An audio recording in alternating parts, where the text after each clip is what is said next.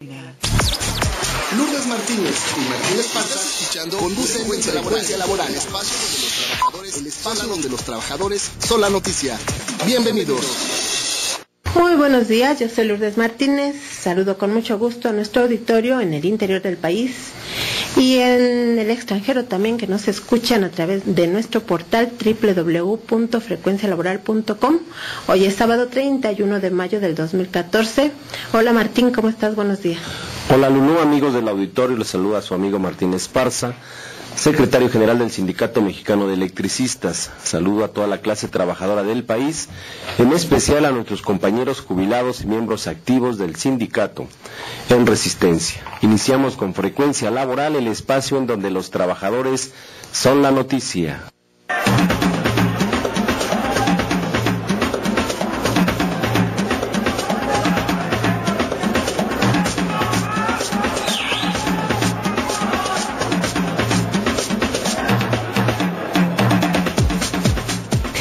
Esta semana inicia el debate y aprobación de las leyes secundarias en materia energética, tanto en la Cámara de Diputados como en la de Senadores, con la diferencia de que en la de Senadores se van a aprobar en este periodo 6 leyes nuevas y modificaciones a 9 leyes más.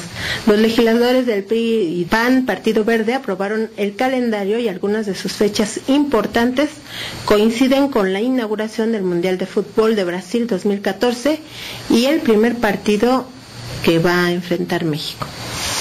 El debate y votación iniciará en el Senado de la República este viernes 6 y sábado 7 de junio con la aprobación de la Ley de Hidrocarburos y la modificación a la Ley de Inversión Extranjera, Ley Minera y la Ley de Asociación Público-Privada.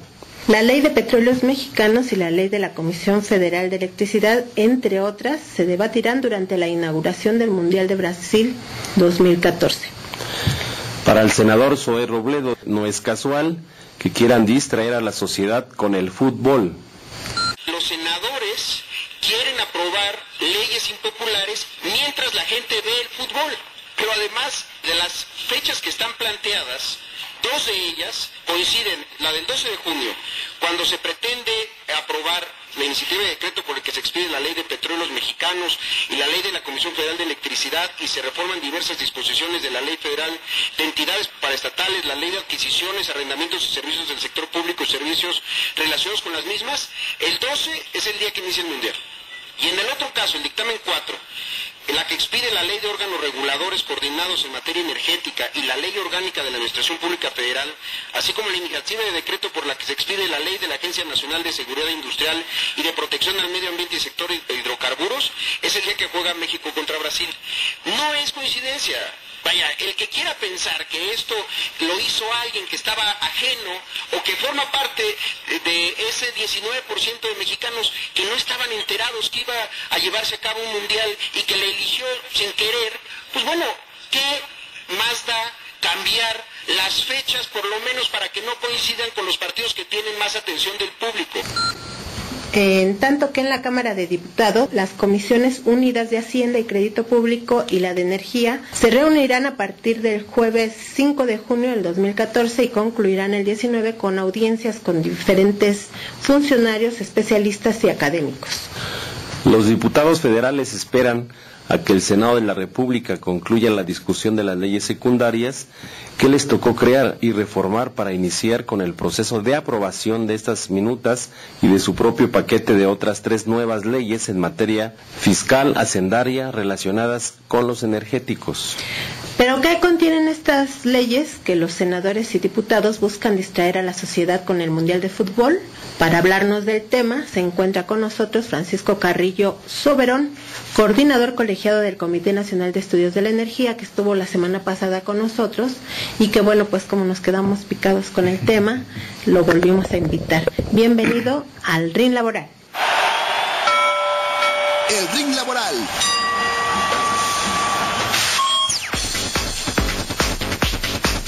Muchas gracias, Lourdes, con mucho gusto aquí aprovechando la magnífica tribuna, señalar cómo se va a cometer un retroceso grave para el país en estos días del mes de junio, en el cual se va a renunciar en la ley al objetivo social que hasta hoy teníamos en el sector eléctrico, en Luz y Fuerza y en CFE, que el objetivo es dotar de energía a todos los mexicanos. Con ese principio fundó Lázaro Cárdenas la CFE, con ese principio se nacionalizó la Mexican Light and Power en 1960. Ahora el objetivo que nos imponen con el cambio constitucional y con lo que vienen las propuestas de ley de Peña Nieto es que debemos crear valor económico. Y entonces lo que queda de CFE, ¿verdad?, se va a partir en pedacitos en muchas empresas subsidiarias y filiales para que cada empresa vea por su progreso económico.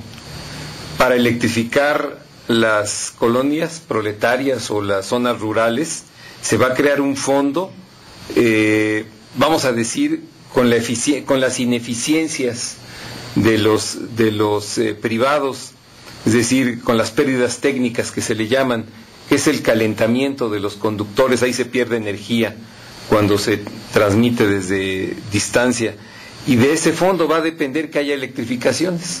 Entonces, si ahora hay más eficiencia en la transmisión y en la distribución, va a haber menos fondos para electrificar colonias y zonas rurales. Es verdaderamente un abandono de los objetivos sociales, y las responsabilidades que hoy son del Estado se van a diluir solidariamente en los privados. Entonces, si hay un apagón, si se nos varía mucho el voltaje, ya no va a ser responsabilidad del gobierno, sino va a ser pues de quién sabe quién, ¿verdad? Porque no quedan ni siquiera muy claras las responsabilidades del gobierno, de la CENER, y en este caso de la CFE, que queda desplazada a ser una simple empresa contratista del gobierno para replegarse a pelear por sus actuales clientes. Ahora los privados van sobre la pechuga del negocio eléctrico, que son los industriales, que son solamente, no llegan ni al 1% de los usuarios de la industria, y representan cerca de 200,000 millones de pesos al año en consumo de energía. O sea, realmente, mientras los usuarios domésticos somos más de 32 millones de usuarios y no representamos ni el 25% del consumo. Y eso es lo que se le va a dejar a la CFE, las distribuciones, el hilito que se llega a la ranchería, al rincón, que son obviamente los servicios más caros. Se va a llevar a la quiebra al sector nacionalizado y se va a dejar un boyante negocio en manos de los privados. Paco, ¿en qué condiciones está ahorita el sector eléctrico? Y porque nos dicen en la prensa, bueno, la campaña mediática del gobierno, que con esta reforma van a bajar las tarifas eléctricas, que va a mejorar el servicio, que va a haber más inversión, que vamos a estar mucho mejor con las empresas privadas extranjeras que con el sector eléctrico nacional. Pues es lo mismo que se dijo en California, ¿no? Hace 10 años, cuando llegó la Enron, de que la competencia en el mercado de generación entre las diferentes empresas iba a generar una eficiencia en la generación. Esto es una gran mentira. En ningún lugar del mundo el mercado eléctrico ha representado baja de tarifas. México tampoco va a ser la excepción, ¿no? O sea, lo que llegan los privados es a especular, ¿verdad? Luego, entre ellas mismas, crean filiales para que una controle el gas. Entonces le vende el gas más caro a su matriz, entonces la matriz tiene que vender la electricidad más cara, y pues los pagones somos nosotros, ¿no? Los que pagamos, ¿verdad? El precio último de toda esta especulación con los productos, pues es la sociedad. Es la sociedad. Y si va a influir entonces el tema del fútbol, para que la gente no se entere de lo que van a hacer en el Congreso. Recordemos que cuando tomaron las instalaciones de Luz y Fuerza del Centro, con el ejército y la PFP el ejército vestido de PFP, fue el 10 de octubre del 2009. Curiosamente, ese día jugaba México contra El Salvador para su pase al Mundial de Sudáfrica. Y todos los mexicanos, como las televisoras, llegan al 80% de los hogares en este país, todos estaban viendo si México pasaba al Mundial, Y por otro lado, Calderón ordenaba la toma armada y militar de las instalaciones de Luz y Fuerza para decretar su extinción. Y al final, cuando gana México, todos estaban festejando en el Ángel de la Independencia, y a todos los usuarios y al país despojan de un organismo público descentralizado y a 44,000 trabajadores a la calle.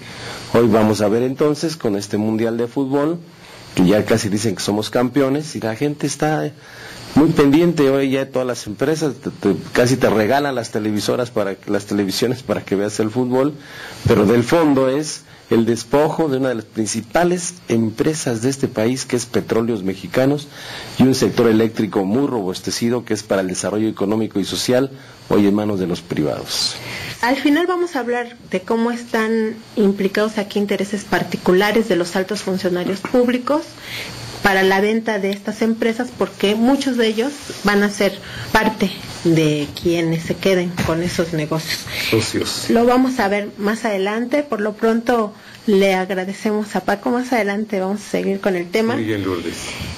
Y tenemos como invitado también a una maestra de la Universidad Autónoma de Colima, quien viene a platicarnos sobre una huelga de hambre que 7 maestros iniciaron allá en Colima desde hace 32 días. Ella es la maestra Marisa Medina Polanco, del Sindicato Único de Trabajadores de la Universidad de Colima. Bienvenida al Ring Laboral.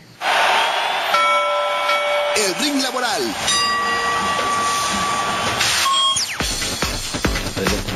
Muy buenos días, les agradezco mucho, Lourdes Martín, este espacio que nos brindan. Efectivamente, desde el 29 de abril de este año, 7 compañeros nuestros están en huelga de hambre, entre ellos nuestro líder legítimo, el doctor Leonardo César Gutiérrez Chávez. ¿Cuál es la razón? La razón de fondo es una enorme cantidad de dinero que no encontramos en el Fondo Social de Apoyo al Pensionado. Este reclamo lo inició el doctor Leonardo hace ya algunos años, ya llevamos 4 años más o menos peleando por esclarecer en dónde quedaron estos fondos y sobre todo luchando para que estos fondos puedan manejarse de una manera más transparente.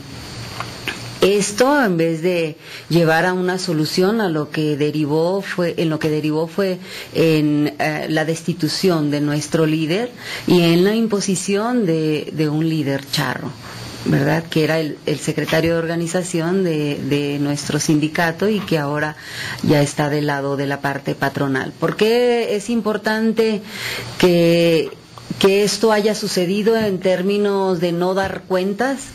Lo importante es que este nuevo líder que se ha impuesto por parte de la Universidad de Colima está a modo con ellos, con las autoridades, y ha aprobado muchas cuestiones que son realmente graves para el fondo de pensiones. Ha declarado que no hay irregularidades, ha aceptado que se hagan depósitos que quedaron convenidos hace más de un año, pero estos depósitos no se han hecho a la cuenta del fideicomiso.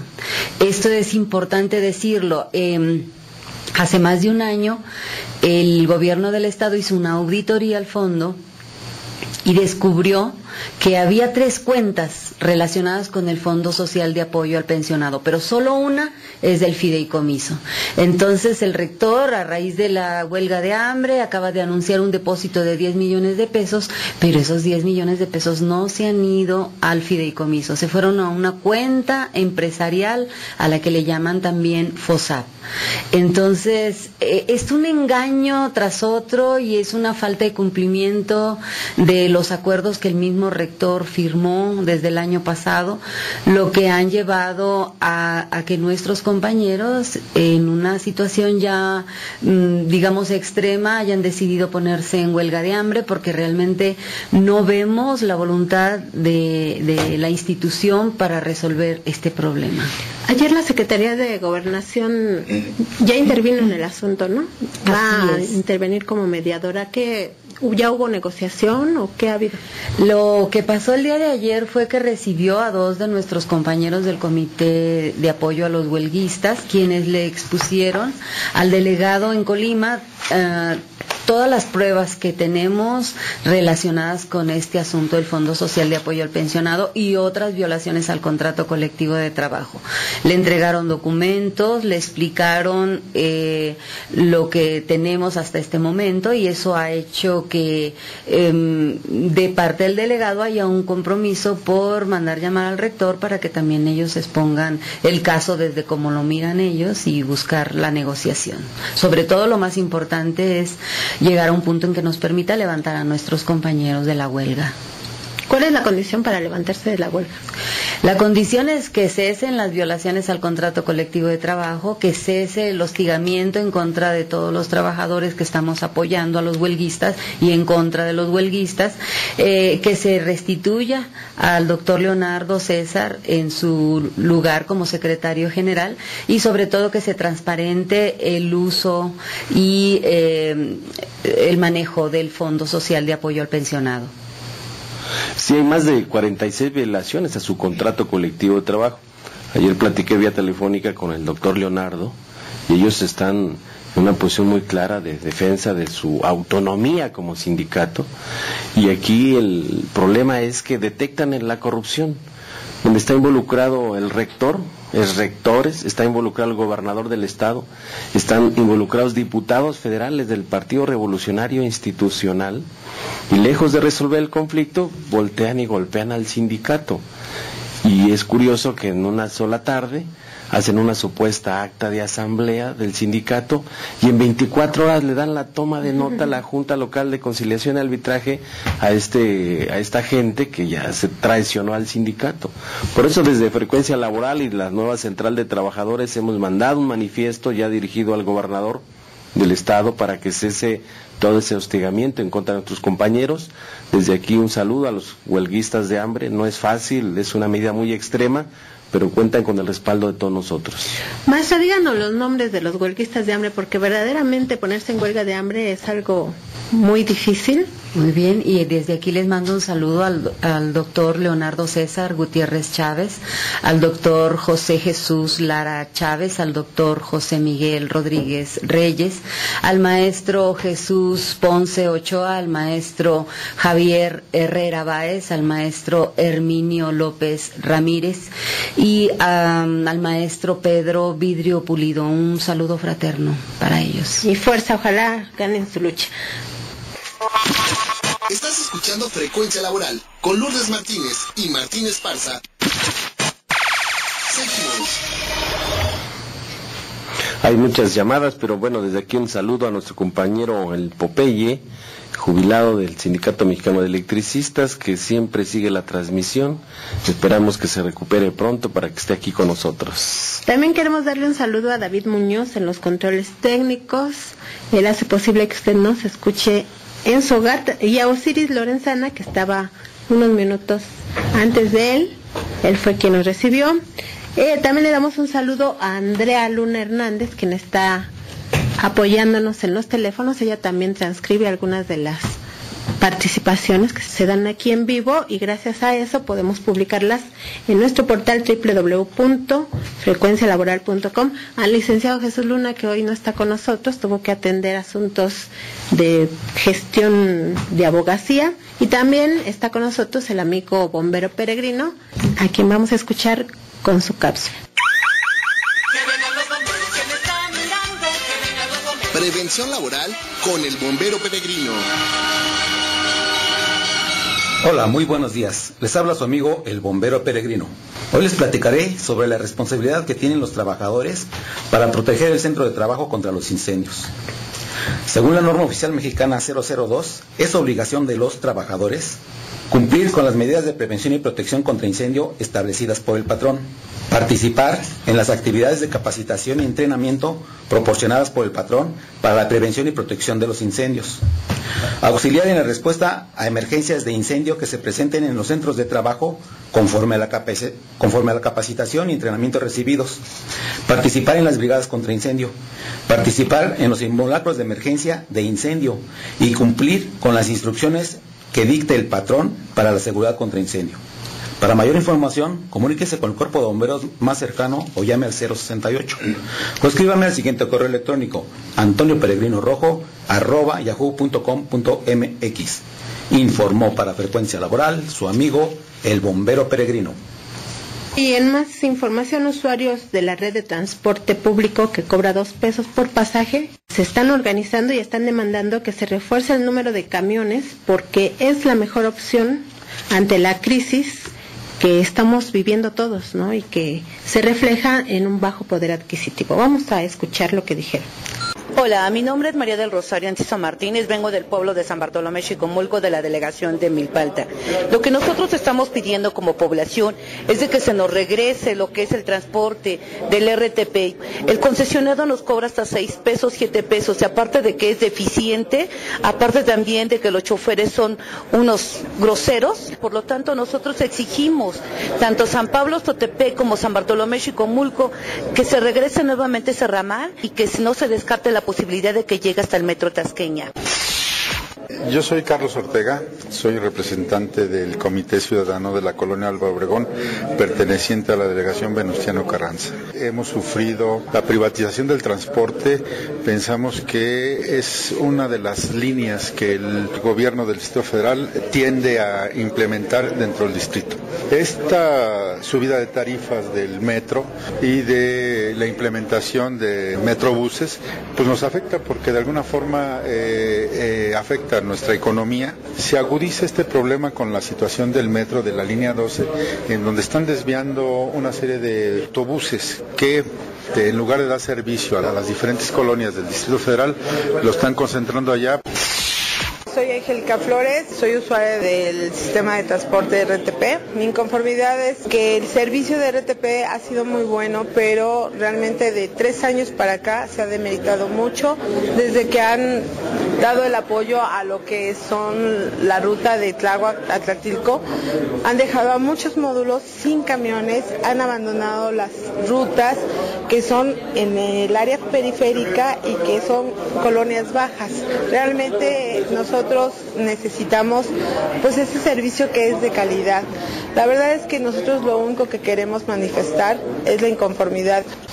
Pues ahí está la inconformidad de los usuarios del transporte que han desviado autobuses para el problema de la línea atorada, línea dorada, que nos la vendieron como una de las grandes obras de la Ciudad de México, pero pues el fondo es la privatización. El día de hoy habrá una reunión de secretarios generales de la nueva Central de Trabajadores y uno de los puntos a tratar es el servicio público de transporte para la Ciudad de México, y vamos a buscar una reunión con el jefe de gobierno de la Ciudad de México para que atienda estas demandas. Sí, porque realmente para muchos es la mejor opción o la única opción, ¿verdad? Y hay que esperar el camión hasta 1 hora, a veces más. Bueno, pues nos vamos a más información. Martín, hay un asunto con la vivienda de los electricistas en Resistencia. Sí, fíjate que una violación más a los derechos de los trabajadores. Curiosamente, cuando un día antes de que se fuera Felipe Calderón y su administración, demandaron a 13,300 trabajadores. Entre ellos hay 8,200 que cobraron su liquidación y otros 4,000 que no cobramos la liquidación. Pues a todos nos están demandando que paguemos la vivienda. Y lo hicieron un día antes que se fueran. Además de ser ilegal, es violatorio a un derecho constitucional, que es el derecho a tener casa, establecido en el 123. Pero esta demanda está desde el 2012. Ayer iba a ser la audiencia en la Junta Federal. Acudieron miles de compañeros a la Junta, y lo que hizo el presidente de la Junta fue suspender todas las audiencias, cerrar la puerta de la Junta, metieron policías federales, no quisieron que se desahogara la audiencia, y entonces al final entré y platiqué con el presidente de la Junta, con la secretaria general de Asuntos Individuales, y lo que dicen que pues es un tema, dice, no común. Primero, porque quien nos demanda no es el patrón. Segundo, ya pasó el año, poniendo sin conceder, que dicen los abogados, que fuera el patrón, ya pasó un año para que te reclamaran. Pero aquí se observa otro más de los engaños en contra de los trabajadores. A los que tenían créditos de vivienda les dijeron en aquella campaña mediática que cobraran su liquidación y que no les iban a cobrar los créditos de vivienda. Y sí, efectivamente, tú revisas un convenio que firmaron el trabajador en la junta con el SAE, y en todo lo que es el cálculo de sus percepciones y luego las deducciones, en ninguna parte le colocan la deuda de crédito hipotecario. Y eso fue el gancho para que se fueran, y así se fueron 8,300 compañeros. Y ahora dice el SAE, es que yo les dije que no les iba yo a cobrar de sus indemnizaciones. Dice, pero nunca les dije que les iba yo a condonar, por tanto nos tienen que pagar. Y esto es un abuso más, lo vamos a llevar a la Comisión Nacional de Derechos Humanos, a la Comisión Interamericana, lo vamos a colocar en la mesa de negociaciones en Gobernación, pero sobre todo aquí queremos señalar que las consecuencias de aquel acto criminal y abominable de los ministros de la Corte el 30 de enero del año pasado que revocan el amparo a los trabajadores, estas son de las consecuencias. Y vimos ahí que llegaron los abogados, es el mismo despacho que colocó Javier Lozano para litigar en contra de los trabajadores, el despacho de Cavazos Chena. Imagínate, le dan otros 13,000 juicios porque son juicios individuales, y es el despacho que se ha hecho multimillonario a instancias del gobierno, que es el que sacamos un reportaje que se da la vida de ir a cazar elefantes y leones al África, y todos los comensales que lo suben en su página de Facebook y sale publicado ahí. Ese es el tipo de gente o de abogados que está contratando el gobierno para litigar en contra de los trabajadores. Se suspendió la audiencia, vamos a esperar a que ponga nueva fecha de audiencia, y aquí, como son juicios individuales, la Junta debió de haberles notificado a cada trabajador. Lo hizo muy fácil para subsanar eso, dice, pues como no sé dónde están los trabajadores, le notifico al sindicato y el sindicato que les notifique a ellos. Ahora sí hay sindicato, cuando en los juicios dice ya no hay sindicato, no hay representación legal. O sea, ¿cómo la Junta Federal de Conciliación y Arbitraje al servicio de los intereses del gobierno o de los patrones, ¿no? Así es. Por otra parte, pues les beneficia porque está reconociendo que sí hay sindicato, ¿no? Sí, claro. De facto. Dice, no demandamos al sindicato, demandamos a los trabajadores, pero como es el representante de ellos, que el sindicato les avise.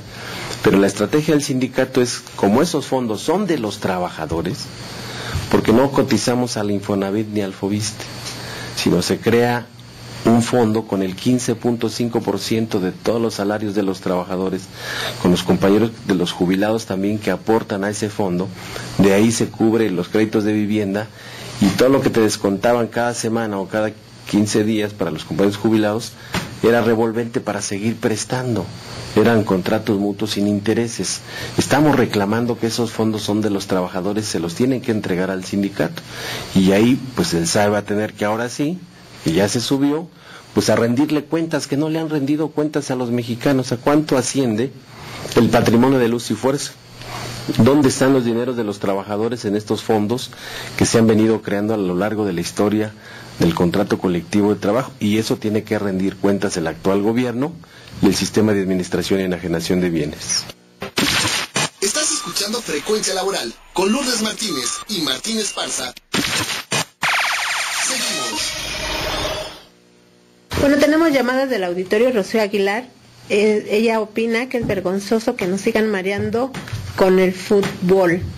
Emilio Mora, jubilado, envía saludos a Martín, a Paco Carrillo y a todo el equipo que hace posible el programa. Muchas gracias. Muchas gracias. Ernesto Brambila, saludos a Martín y a todos los de la mesa. Muchas gracias. Celestino Herrera de San Luis Potosí, saluda al Popeye y a todos los que estamos transmitiendo en este programa. Mario Peralta de Tlanepantla dice que la subsecretaria de Hidrocarburos, María de Lourdes Melgar, dijo que las reservas probadas de petróleo están bajando, y Alfredo Ramet, doctor de geopolítica, dice todo lo contrario. José Reynoso Durán del Estado de México dice tenemos que tomar el poder, por eso hago la invitación de que lo hagamos labor de concientización. De hecho, el programa de Frecuencia Laboral tiene que ver con eso, ¿no? Con que la sociedad tenga una información objetiva y distinta a los medios tradicionales o del Estado, pues para que haga su mejor juicio y levante su participación. Así es. Bueno, pues tenemos más información, a pesar de que la Secretaría de Hacienda intenta hacernos creer, sin lograrlo, que en México no hay recesión. La realidad demuestra todo lo contrario y hace maniobras retóricas, ¿verdad? Porque si durante un trimestre, 2 meses, son de deterioro económico o de decrecimiento económico y uno tiene medio punto de crecimiento, ya dice que no hay recesión. Y eso se ocurre durante 2 trimestres, es decir, aunque 4 meses hayan sido de recesión y 2 de medio punto de crecimiento, ya no hay recesión. Entonces es una maniobra retórica y no real, pero en donde sí se refleja, dice el maestro Luis Lozano, es fundador del Centro de Análisis Multidisciplinario de la UNAM, es en el empleo, dice, porque en el empleo es el mejor espejo de la economía. Vamos a escuchar lo que nos dijo. ¿Por qué crece la economía? Pues el empleo, por más que se quieran manipular y que se quiera aparentar que se está generando empleo formal y digno, la realidad desmiente esas estadísticas. Y la otra cuestión, para los trabajadores, no hay perspectivas en cuanto a mejores condiciones salariales. En primera, porque cada año hay un incremento al salario, pero ese porcentaje de incremento, que fue poco menos del 4%, directo al salario, ya prácticamente eso pasó a la historia. Ahora, otra cuestión, hemos encontrado un nuevo fenómeno. Pensábamos que ya estaba en una situación tan difícil el nivel salarial de los trabajadores mexicanos en cuanto a su pérdida acumulada en más de 30 años, alrededor del 80%, que decíamos, no, pues es que ya prácticamente no queda para que se siga deteriorando el salario en términos de poder de compra. Pero resulta que hemos hecho investigaciones que ahora hay una nueva modalidad, es en el aspecto nominal. Ahora a los trabajadores se les está disminuyendo los salarios en términos nominales. ¿Esto qué quiere decir? Que se les está bajando el salario. Recibimos un correo del señor José Medina López que ilustra muy bien cómo es esto de que, cómo es que ahora está bajando en términos nominales el salario, pues que los contratan por más horas, ya no por 8, ya no por 9, sino por 12 o 14 horas, con menos salario del que cobraba alguien en esa plaza.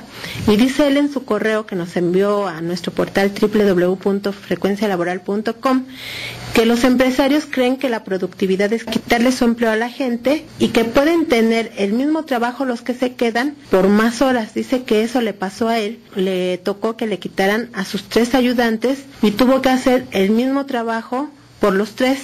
Entonces comenzó a trabajar a las 6 de la mañana y a salir a las 11 de la noche. Y después a él mismo lo corrieron. Y por el mismo salario o por menos salario, ¿no? Ahora se da esa modalidad. Pero dice el maestro Luis Lozano, fundador del Centro de Análisis Multidisciplinario de la UNAM, que esto viene ocurriendo desde el 2008 con Felipe Calderón y se ha mantenido con el PRI en la presidencia de la República. Bueno, pues si quieres saber más sobre salario y empleo, los estudios que hace el Centro de Análisis Multidisciplinario de la UNAM, visite la siguiente dirección. Es http://cam.economia.unam.mx. Si no, pues visite nuestro portal www.frecuencialaboral.com. Ahí vamos a subir esta información y ahí le puede dar clic al CAM de la UNAM. Hoy además tenemos un invitado, Martín. Sí, nos acompañan, en el estudio está padres de familia de las escuelas primarias del Distrito Federal adscritas a la sección 9ª del Sindicato Nacional de Trabajadores de la Educación. Para hablarnos de este tema se encuentra con nosotros. Bienvenido, compañero. Rubén Chávez Sánchez. Muy buenos días. Agradecemos ese espacio que nos da ABC y la compañera Lulú. Y desde luego también Martín. Nosotros hemos estado trabajando con padres de familia, somos padres de familia común y corriente, efectivamente por los niños de la primaria, pero también el problema no queda en primarias o kinder o secundaria, sino que la proyección de esta privatización de la educación va a niveles medios superiores, inclusive con la amenaza de llegar a nivel superior. Con esta pretendida reforma o mal llamada reforma educativa, lo que se hace es regresar este modelo que se llama neoliberal, pues es una pantalla, porque en realidad yo diría un retroceso liberal. Si revisamos los anales históricos del capitalismo, veremos que en el caso de México nos regresamos a la etapa porfirista. Es decir, la pretendida reforma es nada más un un lenguaje rebuscado, pero que pretende en términos generales atacar a la educación, y nuestra niñez se ve directamente afectada. ¿Por qué lo decimos? Bueno, pues el artículo 3, como ya sabemos, junto con el 27 y el 123 son de los artículos más relevantes de nuestra Constitución hasta antes de este sistema de privatización que se ha venido implementando en nuestro país. Y decíamos esto porque las reformas que se han hecho, particularmente al 73, en su fracción 3, inciso A, nos crea un nuevo modelo de gestión, donde nos dice que va a haber una autonomía para el manejo del mantenimiento de los planteles escolares. En realidad es un lenguaje rebuscado, entorpecedor y desde luego simulador. Lo que estamos viendo es que el papá, las mamás, los tutores, vamos a tener que cubrir pues el agua. Aquí tenemos los residuos que ya empezaron a hacerse circular a algunas escuelas, particularmente en la delegación Xochimilco, del arreglo de la luz, que es también parte del mantenimiento en Iztapalapa, ya se los hicieron llegar a los padres de familia, nos están cargando pues ya bajita la mano ya el mantenimiento de los planteles escolares. Entonces, ante esta situación, nosotros nos hemos organizado, empezamos escuelas por escuelas, inquietos, molestos, inconformes, y nos empezamos a organizar en asambleas, algunas veces con el apoyo de las mesas directivas de la mesa de padres de familia, otras de las veces están al servicio del señor o la señora directora, y nosotros tenemos ese problema. Nos enfrentamos aquí a triple, instancias. Por un lado, las autoridades escolares de los planteles, algunos han sido solidarios y han permitido que los papás nos organicemos dentro y fuera del plantel, preferentemente fuera, y otros no, por el contrario, han prohibido y han hasta amenazado a madres, a padres de familia. Por el otro lado, algunas delegaciones han implementado grupos de choque para ir desbaratando estas asambleas, han disuadido a madres, a padres para que ya no participen, pero no obstante ha seguido la misma tónica de nosotros. Al contrario, formamos parte de ese pueblo luchador que ante las agresiones todavía tenemos la fortaleza moral y la conciencia plena de lo que vamos a cometer. Hoy tenemos un evento, empezamos con una marcha nacional. Van a venir estados de la República que están por llegar, algunos de ellos ya se encuentran aquí, como el caso de Yucatán. Vienen pequeñas comisiones de padres, nosotros no tenemos pues ningún salario extra, es de nuestra propia bolsa y la solidaridad de algunos sindicatos como el SME, como el CITOEM, y la marcha va a empezar a las 9:30, estamos esperando a los compañeros, estaremos esperando para arrancar a las 10. Nuestro evento se inicia entonces a las 10 de la mañana, iremos por Reforma, Insurgentes, para llegar al plantón magisterial. El día de mañana, también en las instalaciones del SME, tendremos por ahí la solidaridad para llevar a cabo conferencias, mesas de trabajo. Invitamos a la población, sobre todo a los papás, que no se dejen engañar con el fútbol. Es un mecanismo de manipulación que entorpece la mentalidad de quien los ve. Si alguien está siendo culpable de este retraso educativo, no es nada más los malos programas que les obligan a los profesores a impartirles a nuestros hijos, sino fundamentalmente la televisión. La televisión es la culpable de que los niños hablen como hablen, piensen como piensen y se comporten como se comporten. El crimen organizado, que tanto lo están popularizando y que tanto lo están metiendo a la gente, si ustedes observan los noticiarios, están llenos de basura, están llenos de sexo, drogadicción, pero sobre todo de violencia. Esto del bullying es solamente una pantalla. Siempre ha existido el problema de la agresión entre los niños, pero se ve agravado porque precisamente ellos les ponen un video de aumento y lo están tomando como un eslogan para que los niños se sientan motivados a participar en ello. Sí, nos repite en medio minuto dónde, a qué horas y por qué su manifestación. Bueno, en sí es un encuentro, es el 4º encuentro nacional de padres de familia. Hemos efectuado reuniones en cada uno de los estados donde hemos estado pues inconformes. iniciamos el 8 de diciembre en Chiapas. Se funda en sí la Coordinadora Nacional de Padres de Familia, Madres, Padres y Tutores. Lo haremos hoy, 31 a las 9:30 estamos en el Ángel, y mañana estaremos en el ESME y vamos a llevar nuestra ceremonia de inicial en el plantón magisterial en el Monumento a la Revolución. ¿A qué hora va a ser eso? Esto estaremos alrededor de las 11, del Ángel nos vamos al plantón. Muy bien, bueno, pues vamos a estar pendientes de sus conclusiones. Muchísimas gracias por haber estado con nosotros, y en más información, los casos de desaparición forzada de defensores y defensoras de derechos humanos durante los 17 meses del actual gobierno que encabeza el presidente Enrique Peña Nieto ya igualaron a la totalidad de los contabilizados durante los 6 años de su antecesor Felipe Calderón. Eso lo aseguró Nadine Reyes Maldonado, representante del Comité de Familiares Detenidos Desaparecidos hasta encontrarlos, en entrevista con Frecuencia Laboral. Dijo que pues ellos hicieron un foro y toda una serie de actividades durante la semana de la campaña nacional contra la desaparición forzada, y entre otras actividades pues entregaron este reporte que habla de los desaparecidos solamente defensores y defensoras de derechos humanos.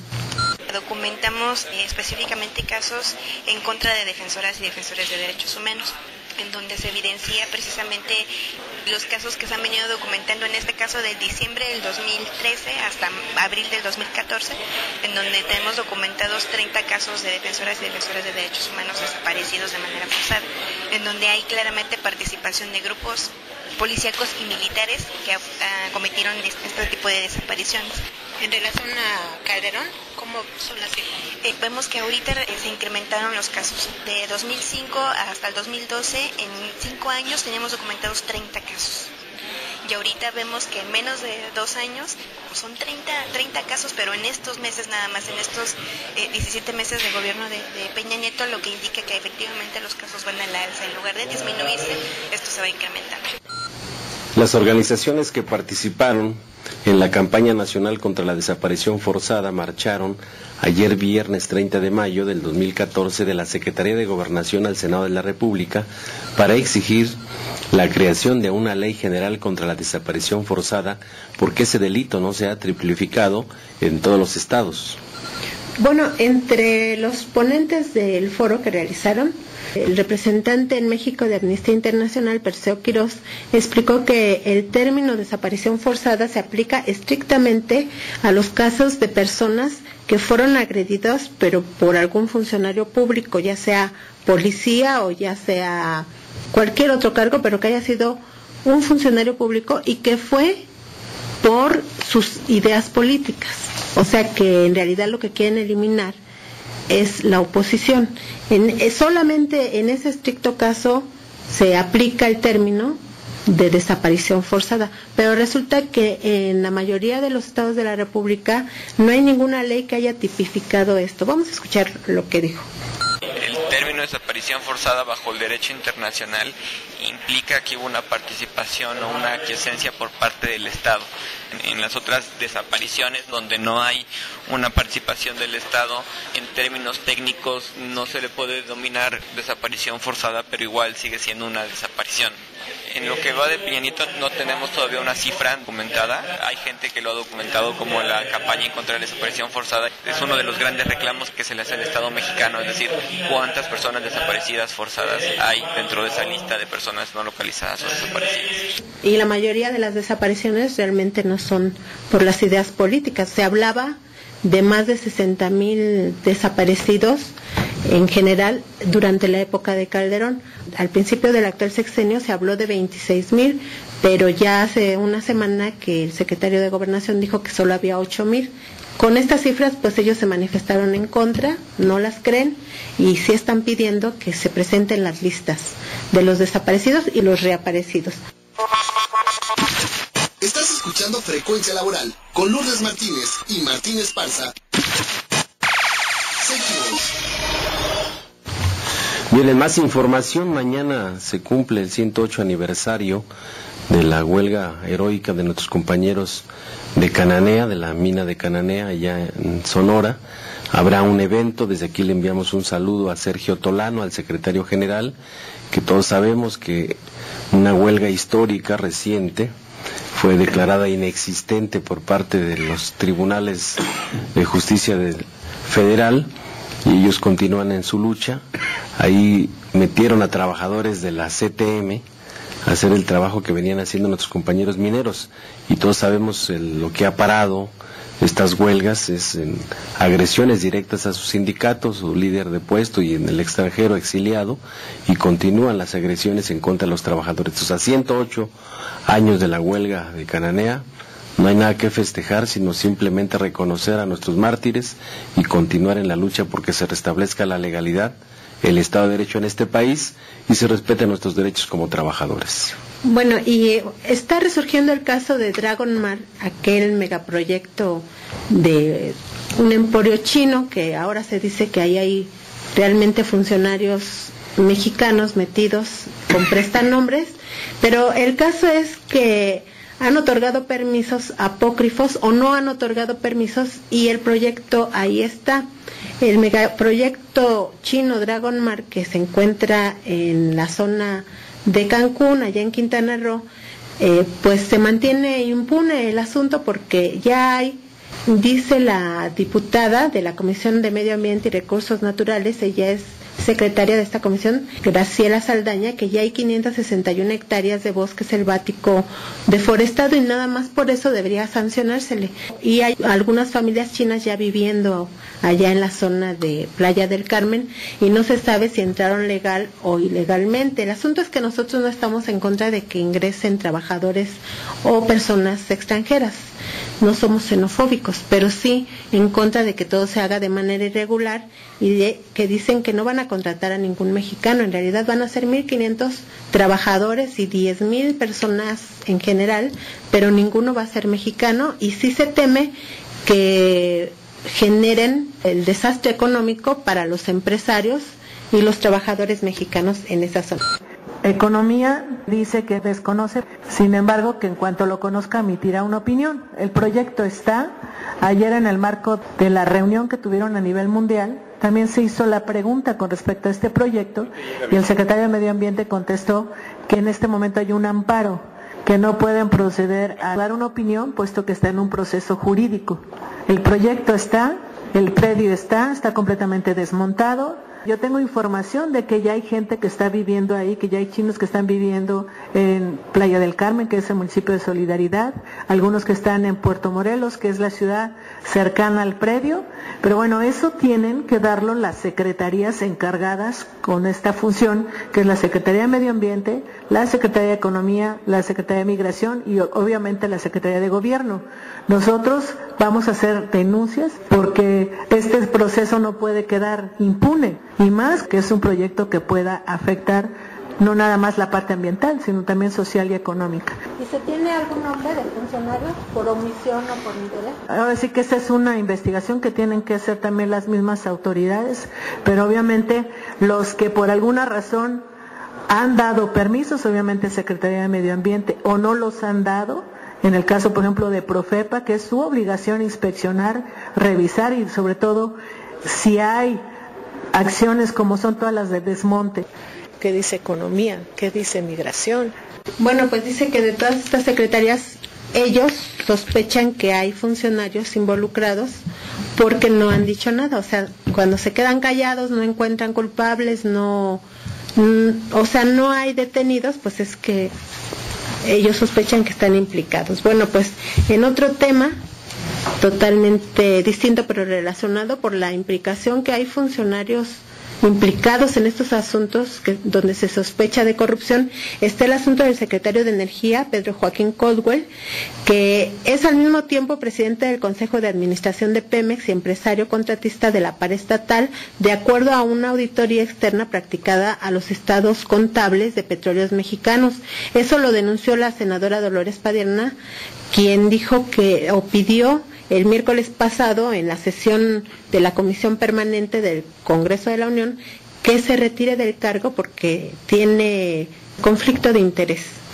En la tribuna la senadora del PRD, Dolores Padierna, dijo que la existencia de estos negocios del titular de la Secretaría de Energía provocan un serio conflicto de intereses porque las iniciativas en leyes secundarias en materia energética que van a aprobar durante el Mundial de Fútbol contemplan la creación del Consejo de Coordinación del Sector Energético que presidirá el secretario de Energía en turno, quien a su vez coordinará los órganos reguladores de la Comisión Nacional de Hidrocarburos, de la Comisión Reguladora de Energía, que es la que va a otorgar a los empresarios estos contratos. Estos negocios del titular de la Secretaría de Energía provocan un serio conflicto de interés y constituyen una violación grave a la ley.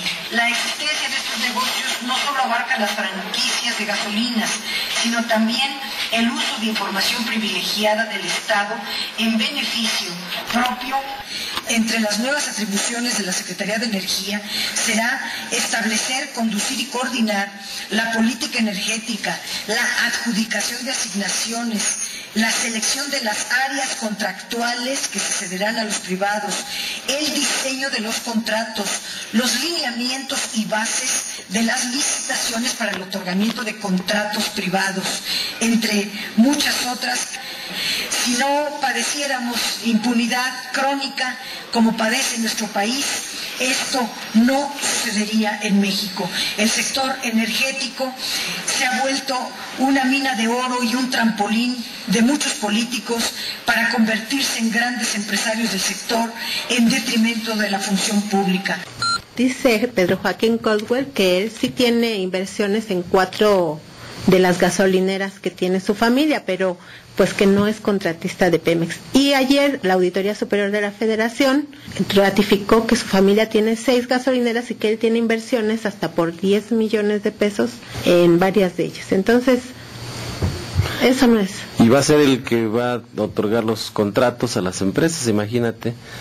Pusieron al conejo a cuidar las zanahorias, como cuando le entregaron a CFE, es que Luz y Fuerza se la entregan a CFE en un convenio incomodato, y el que firmó la recepción de los bienes de Luz y Fuerza fue aquel ingeniero Néstor Félix Moreno Díaz, y ese señor estuvo en la cárcel y era el acusado de los sobornos a las empresas privadas, de tener empresas contratistas dentro de la misma paraestatal, de hacer obras con mismo material de CFE y asignadas a sus propias empresas, el famoso de los yates, de los Ferraris. Pues esa es la constante con esta clase política que hoy está enquistada en los puestos de gobierno en nuestro país. Bueno, Francisco Carrillo es del Comité Nacional de Estudios de la Energía y la semana pasada platicamos sobre este punto, qué modificaciones se van a hacer para entregar estos contratos a empresas privadas, y que además si hay un reclamo de la nación o de los mexicanos, ya ni siquiera lo vamos a poder discutir aquí en juzgados mexicanos, sino hay que gastar dinero para hacerlo en juzgados internacionales. Sí, Lourdes, Martín y compañeros, el nuevo sistema, como bien han dicho ustedes, va ahora a depender de que la Secretaría de Energía y la Comisión Nacional de Hidrocarburos van a ceder a los privados la explotación de las zonas petroleras y van a la segura, porque van a las zonas que ya exploró Pemex, que ya sabe Pemex dónde hay, no hay ningún riesgo para ellos, y se va a compartir con ellos no solo la renta petrolera en los contratos de renta compartida, sino también en los contratos de producción o en las llamadas licencias, donde se van a llevar el petróleo a donde ellos quieran. Entonces vamos a regresar a un régimen pues peor, diríamos, al que estaba antes de 1937, ¿no? Es decir, y se va, obviamente, quizás el mayor riesgo para nuestros hijos es que estas empresas vienen con el afán de extraer el petróleo a la mayor velocidad posible, porque la necesitan para sus economías. Y nosotros y nuestros hijos, pues nos quedaremos como una generación desposeída de una riqueza natural que no retoña, que es no renovable. Pues ojalá los diputados senadores reflexionen antes de levantar su dedo, porque van a ser el peor, estén despiertos, van a ser el peor despojo, es regresar más de 100 años a la historia de este país.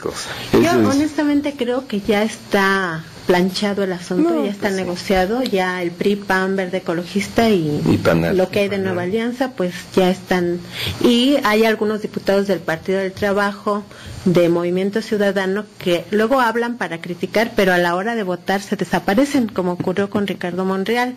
Entonces, la verdad es que se sospecha, y sospechar no es un delito, que está corriendo dinero y que le están proponiendo porcentajes de ganancia a los diputados y senadores para que voten por estas iniciativas. Pues tienen una oportunidad los diputados y senadores, los que se crean pues que tienen que hacer mucho en el país, pueden renunciar al cargo de la diputación o la senaduría para no avalar este atraco a la nación. Pues es hora de despedirnos, los invitamos a que dé seguimiento a nuestro portal y nos vemos la próxima semana.